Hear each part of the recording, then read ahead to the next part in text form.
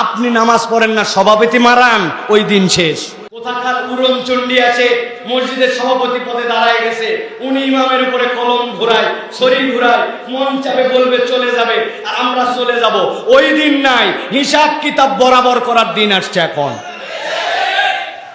মুয়াজ্জিন ইমাম 7 দিন করে ছুটি পাবে মাসে, আর সভাপতি 7 দিন ইমামতি করবে, সেক্রেটারি 7 দিন মুয়াজ্জিনি করবে।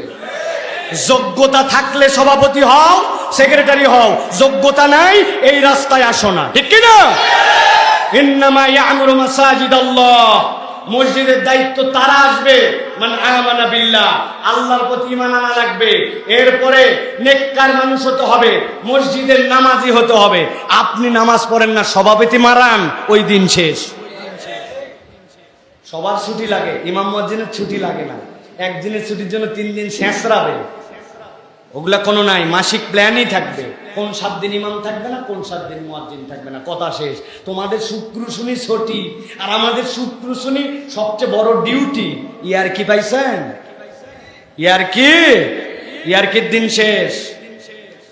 যেই সকল সভাপতি 7 দিন নামাজ পড়াবে, আর সেক্রেটারি ক্যাশিয়ার ভাগ করে নিয়ে মুয়াজ্জিনি করবে, ওরা মসজিদের সেক্রেটারি সভাপতি হবে, না হলে মসজিদের ইমামি সভাপতি, মসজিদের মুয়াজ্জিনি সেক্রেটারি।